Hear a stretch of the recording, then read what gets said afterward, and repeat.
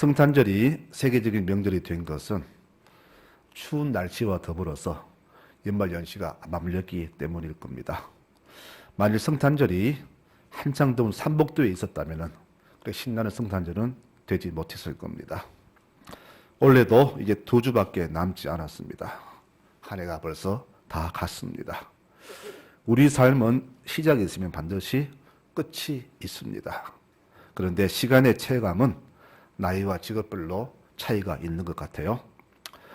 연세 드신 분들은 아이고 별수 한 것도 없이 벌써 한 해 다 지나갔네. 세월 참 빠르다. 속절없는 세월이 아쉽기만 합니다. 그러나 아이들은 아닙니다. 세월의 더딤이 너무 원망스럽습니다. 언제 방학이 오노? 일주일 왜 이리 기노? 그들은 그렇게 시간이 더디다고 합니다. 엄마들은 방학 없는 학교를 원하지만 아이들 1년 내내 방학이었으면 합니다. 직장인은 한 달이 매우 길지만 사장님은 한 달이 너무 짧습니다. 이처럼 시간과 날짜는 나이와 직업과 환경 따라서 느낌이 다 다릅니다. 올해 성탄을 맞이하는 우리의 모습도 다 다릅니다. 기쁨으로 성탄을 기다리는 교우가 있고 그저 그런 마음으로 매년 7월 행사로 맞이하는 그런 교우도 있습니다. 이건 무슨 차이일까요? 저는 간절함의 차이라고 봅니다. 하나님의 은혜를 사모하는 그 마음, 정말 언제쯤 주를 다시 뵐 수 있을까? 그런 간절함이 이런 차이가 나지 않을까? 그렇게 봅니다. 첫 성탄 이후에 두 번째 성탄은 아직 진행 중입니다.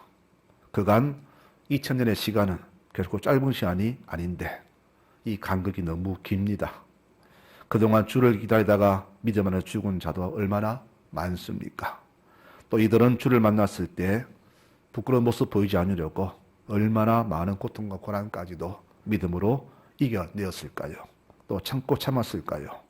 그래서 초대교우들의 한결같은 바람은 주여 어서 오시소서라고는 그런 기도였습니다. 하지만 그 당시에도 주의 재림을 반기자는 무리가 많았다는 것은 바로 이런 간절함의 차이라고 봅니다. 우리 송라줄기의 교우들은 이번 성탄을 어떤 마음으로 기다리고 계신가요? 간절한 마음입니까? 아니면 오셔도 그만, 안 오셔도 더 좋은 그런 마음으로 살아가고 있는지요? 초대교회와 같은 그런 간절한 바람이 오늘날 우리 교우들에게 과연 그렇게 있는지 저는 많이 궁금합니다. 그런 의문이 생겼습니다. 왜 주님은 겉으로 이렇게 오랜 시간을 지체하실까? 천국에 우리가 머물 집이 준비가 덜 되었는가? 아마 아닐 겁니다. 이 땅의 2000년은 매우 길지만 천국의 2000년은 매우 짧습니다. 베드로후서에 말씀하지요. 주께는 하루가 1000년 같고 1000년이 하루 같다. 그렇게 말씀합니다. 천국의 2000년은 겨우 하루 이틀 정도밖에 짧은 시간이지만 우리의 이 시간은 너무나 깁니다. 그래서 우리가 우리의 시간을 이렇게 긴 2000년을 보지 말고 천국 시간으로 환산한다면 지금 우리의 삶의 자세는 매우 확연히 다르게 살아갈 것입니다. 이솝 우화에서 본 이야기입니다. 여우가 지나가다가 망원경을 주었습니다. 참 신기한 물건입니다.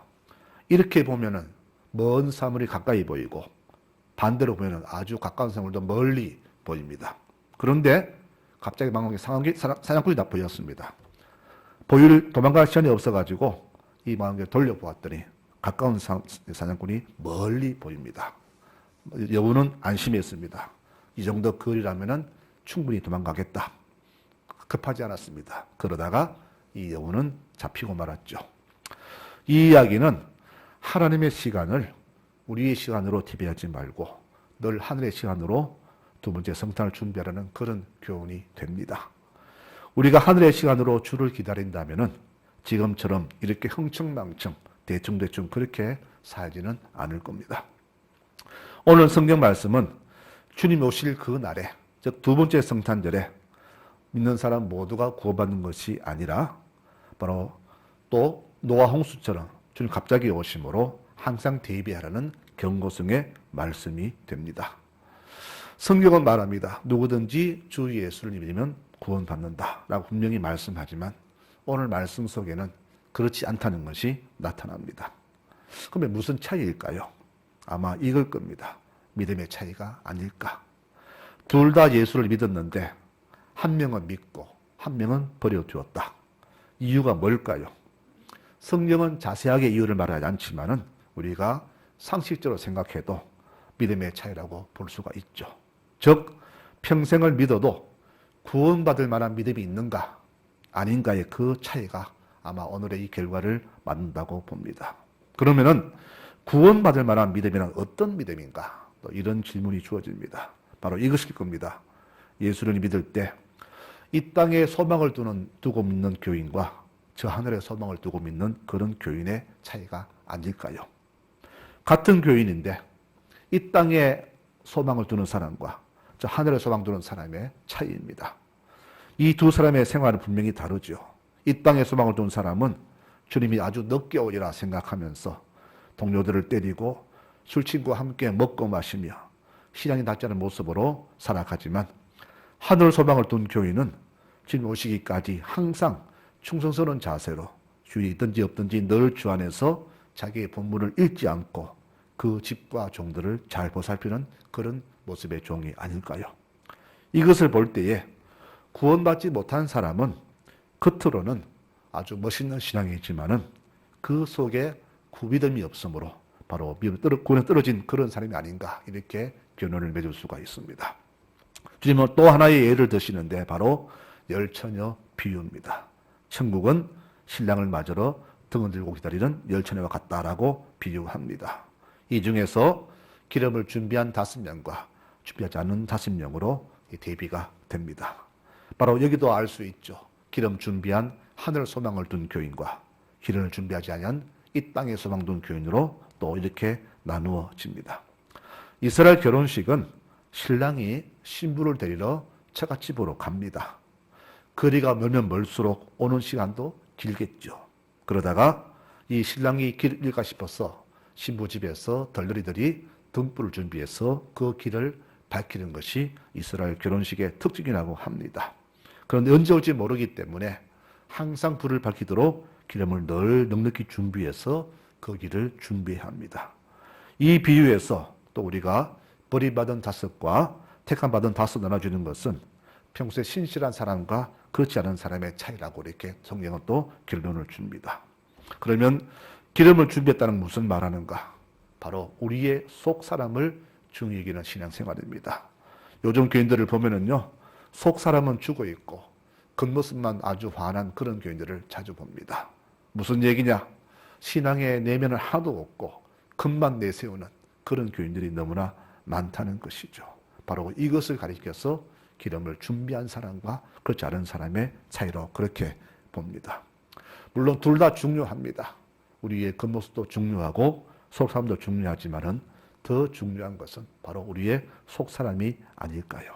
바로 이 속 사람을 오늘 성경에서 기름이라 그렇게 말할 수가 있습니다. 등이 아무리 좋은 등이라 할지라도 기름이 없으면 아무 소용이 없습니다. 세상 사람들은 눈에 보이는 등만 평가하지만 하나님 보시는 것은 우리의 속 사람인 기름이 될 것입니다. 교인 중에도 믿음은 없으면서 겉으로 믿음 좋은 척하는 교인들이 있고 겉으로 보기에 믿음 없어 보이지만은 속 사람이 강건한 그런 교인이 있습니다. 여러분, 이 차이가 바로 주께서 오실 때에 분명히 확연히 드러난다는 것을 성경은 말합니다. 그래서 열처녀 비유는 우리 신앙인들은 외적인 모습보다 내적 요인이 더 중요함을 알고 이 신앙이 더 크고 깊어지도록 늘 주 안에서 성실히 살아가야 된다는 것을 우리에게 말해주는 비유가 됩니다. 그 사람의 됨됨이를 알려면은 그 행위를 보면 알지요. 행동은 마음에 품은 것이 겉으로 드러나기 때문에 그 속 사람이 어떤 사람인가에 따라서 행위도 드러납니다. 선한 사람은 행동도 선하고 아름답게 나타나지만은 속이 악한 사람은 행동과 나타낼 언어가 악하게 우리에게 비춰집니다. 이 나무가 좋은 나무인지 알려면은 열매를 보면 알잖아요. 좋은 나무는 열매도 좋습니다. 나쁜 나무는 열매도 나쁩니다.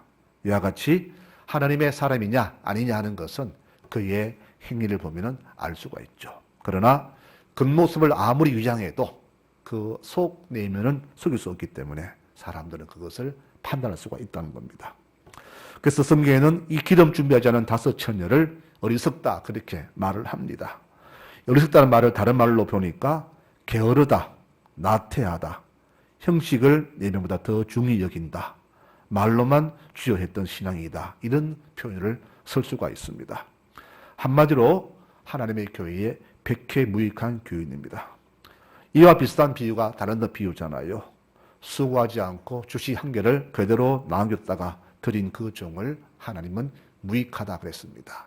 그 무익한 종을 또 다른 말로 악한 종이라 그랬습니다. 그러면서 하신 말씀이 입으로 주여 주여 하는 자마다 천국에 들어가지 못한다고 분명히 주님은 경고하셨습니다. 여러분, 우리는 해마다 성탄을 맞이하지만 이 성탄의 의미를 정말로 올바로 깨달아야 합니다. 앞으로 맞이할 두 번째 성탄, 이 성탄은 내가 주님께 악한 종으로 인정받느냐 아니면 충성스럽고 선한 종으로 인정받느냐, 그런 심판의 날이 된다는 것을 기억해야 됩니다. 우리가 이것을 마음속에 깊이 생각한다면 이 시간 이후로 내 모습이 어떻게 변해야 할지는 자기 자신 스스로 결단해야 될 겁니다. 주님 다시 오시는 그 날을 어떤 사람은 재림의 날 이렇게 말도 하고 어떤 사람은 두 번째 성탄 그렇게 말하는데, 주님 오심을 두려워하는 사람들은 그 날을 재림이라고 하겠지만은 우리처럼 주님을 학수고대하는 성도들은 이 날을 두 번째 성탄절로 여기게 될 겁니다. 어쨌거나 이 날은 첫 번째 성탄과 확연히 다릅니다. 우리가 기다리는 두 번째 주님은 첫 성탄 때처럼 연약한 아기 예수가 아니라 이 온 세상을 심판하실 심판주로 오시기 때문입니다. 이 날이 세상 모두에게 두렵게 느껴지는 이유는 그 날에는 우리에게 심판이냐 상급이냐 그것이 주어지기 때문입니다. 이 심판의 기준, 상급의 기준은 우리가 이 땅에서 어떻게 살았는가, 인생 80의 결산을 가지고 그렇게 판단이 될 것입니다. 여러분, 오늘 이 지혜로운 처녀들이 준비했던 그 기름은 무엇을 말하냐? 우리 성도들이 평소에 늘 주 안에서 맺은 신앙의 결실을 말합니다. 평생을 교회 생활했지만은 그에게 신앙의 열매가 없다면은 이는 게으른 처녀, 악한 종으로 판정받을 것입니다. 주께서 이들을 가리켜서 나는 네가 누군지 모른다라고 그렇게 외면을 하십니다. 우리가 신앙생활 상관없이 세상에 보면 육신적으로 매우 게으른 사람들이 있죠. 그들의 특징이 뭐냐 하면은 오늘 일을 내일로 미루고 지금 할 일을 다음으로 미루는 특징이 있습니다. 신앙의 게으른 자도 특징이 비슷한데요. 주의 뜻을 알기도 싫고 또 알아도 순종하기를 싫어하는 특징이 있습니다. 한마디로 내 인생 내가 사는 것이니까 그냥 주께서 내 인생에 간섭하지 말라는 그런 뜻입니다. 그래도 구원은 받고 싶고 복은 받고 싶어서 교회에 발은 디뎠지만은 내게 주어진 교인의 의무와 그 수고는 하지 않는 사람, 이런 사람이 바로 게으른 사람의 특징이 되겠죠. 다시오마 약속하신 지가 벌써 2000년이 지났습니다. 여러분, 누군가를 간절히 기다려본 기억이 있습니까? 소식이 없어서 애타게 발을 구르며 밤을 하얗게 세워본 그런 기억이 있습니까? 아마 다 있을 겁니다. 지금이야 핸드폰이 있어가지고 연락이 쉽게 되지만은 멀리 떠난 자녀가 온다고 했는데 언제 올지 모르고, 그래서 언제가 기다리나, 이 밤에 오나 안 오나 애탔던 부모의 심정을 다 한번 겪어보았을 겁니다. 여러분, 이렇게 기다림은 정말로 힘듭니다. 그러나 이 기다림의 그 보상은 매우 크다는 것을 우리가 꼭 기억했으면 좋겠습니다. 언제 오실지 모르는 주님을 막연하게 기다리지만은 그래도 늘 깨어서 늘 신앙으로 살아가는 믿음의 성도들에게 주께서는 오셔서 자기의 모든 소유를 다 맡긴다고 그렇게 보상을 약속하셨습니다. 우리가 기다린 것은 바로 그것이 아니겠습니까? 누가복음 12장에 말씀하지요. 지혜 있고 진실한 청지기가 되어서 주인에게 그 종들을 맡아 때를 따라 양식을 나눠줄 자가 누구냐? 주인이 이를 때에 그 종이 그렇게 하는 것을 보면 그 종은 복이 있으리라. 내가 참으로 말하노니 주인이 그 모든 소유를 그에게 맡길 것이다 라고 큰 보상을 약속하셨습니다. 여러분, 같이 밭을 갈았고 같이 맷돌질을 했는데 누구는 구원받고 누구는 버림받고, 무슨 차이입니까? 바로 신앙의 질 차이가 아니겠습니까? 신앙의 모습은 우리 눈으로 볼 수 없지만은 주인 보실 때는 확연히 드러납니다. 이 두 경우 소개하신 결론이 뭐냐? 그러므로 우리에게 깨어있으라 이렇게 말씀하셨어요. 깨어있으라. 정신 차려라. 형식을 버리고 헛식을 버리고 남의 눈을 의식하지 말고 내 앞에서 진실되게 살아라. 이런 경고가 바로 깨어있으라. 그런 말씀이 됩니다. 베드로는 주를 따라내면서 했던 말씀을 이 비유를 기억했던 것 같습니다. 그래서 베드로후서 4장에서 이렇게 우리에게 권면을 합니다. 만물의 마지막이 가까이 왔으니 너희는 정신을 차리고 건신하여 기도하라. 건신하라 깨어라. 너희 대적 마귀가 우는 사자같이 삼킨 자를 찾나니 너희는 믿음을 굳건히 하여 그를 대적하라. 이렇게 우리에게 법문합니다. 사탄의 유혹이 참 놀랍죠. 아직 멀었다. 오실 때 많이 멀었다. 아직 멀었으니까 인생 좀 적절히 살다가 즐겨라. 그리고 많이 오신다 하면 그때 정신 차리고 예수 잘 믿으면 되잖아. 이렇게 사탄은 우리를 잘 유혹합니다. 마귀가 바로 이렇게 우리를 유혹해요. 마귀는 악마처럼 다가와서 그렇게 하지 않습니다. 아주 광명의 천사처럼 다가와서 살살 나를 도우는 것처럼, 취하는 것처럼 그렇게 우리를 유혹합니다. 지혜자는 바로 이것을 깨닫는 사람이에요. 아, 이것이 내 신앙을 넘어뜨릴 유혹이구나. 그것을 판단할 수 있는 사람이 바로 그런 지혜자입니다. 여러분, 이 베드로의 이 경고성의 권면이 오늘 우리 모두에게 합당한 경고가 아니겠습니까? 바울은 누차 경고합니다. 그런즉 선주로 생각한 자는 넘어질까 조심하라. 자, 교회마다 자기 스스로 믿음 좋다는 사람이 아주 많습니다. 우리 집안이 3대째 예수 믿는 집안이고 우리 시아버님이 장로님이고 그 위에 목사님이고 나는 권사고 집사고 하면서 자기의 등을 자랑하는 교훈을 자주 봅니다. 그 말은 뭡니까? 나는 믿음이 좋다라는 교만이죠. 이런 교인들이 얼마나 많은지 모릅니다. 자기의 처지가 어떤지 알지 못한 채 스스로 믿음에 섰다고 생각하는 이런 사람들, 바로 이들에게 주는 경고가 바로 선주를 생각하는 자는 넘어질까 조심하라. 그렇게 우리에게 경고해 주는 겁니다. 이단에 쉽게 넘어가는 교인들을 보면은요, 그 특징이 있는데 그게 뭐냐? 바로 교만이에요. 나는 믿음 좋다. 난 안 넘어간다. 그래서 자기 스스로 아주 위대한 사람으로 자기를 높입니다. 그래서 교회의 지도와 권면을 가볍게 여깁니다. 아이고 그리고 말씀 저거 내 다 아는데 기도만 잘하면 되지 하면서 말씀 배우기에 게으르고 대신 환상과 기적 보기를 그렇게 사모하는 특징이 있습니다. 말씀 지식은 하도 없으면서 기적만 바라보고 늘 환상만 바라는 그런 사람들, 이런 사람들이 이단에 아주 쉽게 넘어가더라고요. 제가 아는 사람들 대부분이 이런 사람들이었고 이단에 많이 넘어갔습니다. 여러분, 내게 믿음이 없으면 쉽게 무너집니다.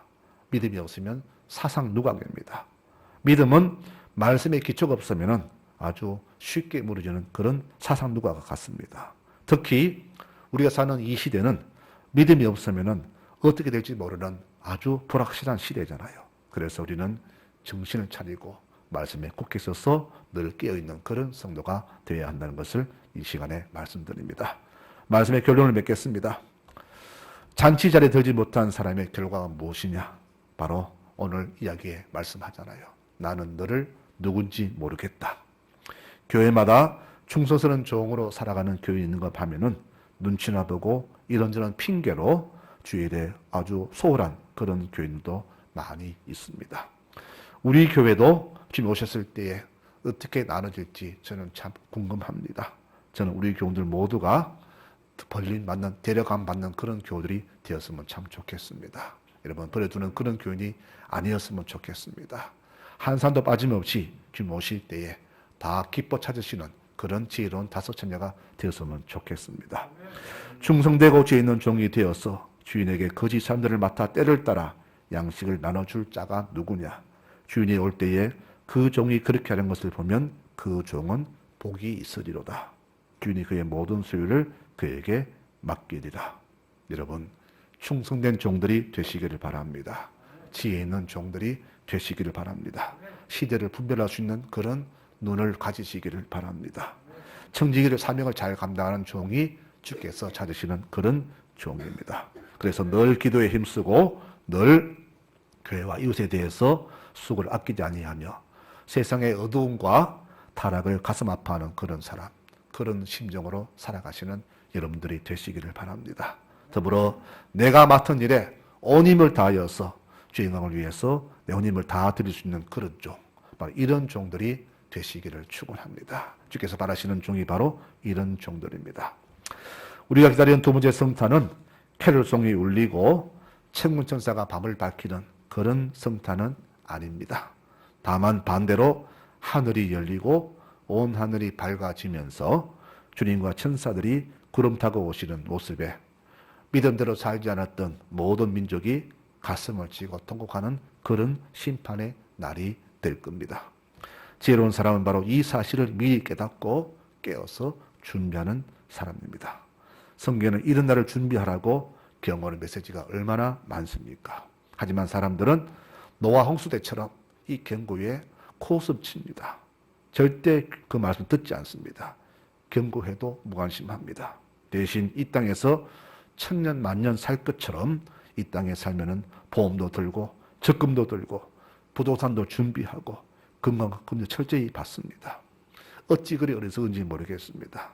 하늘에 살면은 투자하지 않으면서 바로 곧 없어질 이 땅의 삶에 투자하는 그런 어리석은 삶을 사는 교인들이 너무나 많음을 봅니다. 여러분, 이 모습이 기름 준비하지 않은 다섯 천리와 다를 바가 무엇이 있단 말입니까?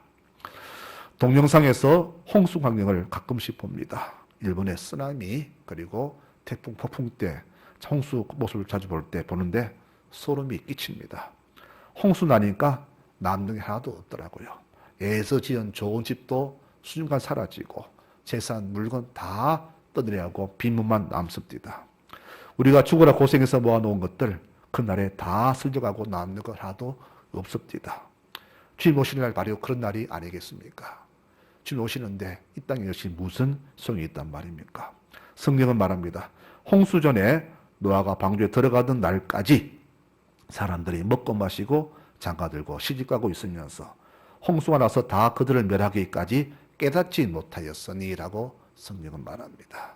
모두가 똑똑하다고 여기고 언제든 다 준비되었다고 말하는 사람들 홍수 때 다 멸망당했지 않습니까? 마지막으로 베드로 금년을 끝으로 말씀을 맺겠습니다. 우리 주의 오래 참으심이 구원이 될 줄로 여기라. 여러분, 주께서 오래 참으심은 곧 기회입니다. 기회는 놓치면 안 됩니다. 지금까지 불성실했으면 다시 성실함으로 돌아가시기 바랍니다.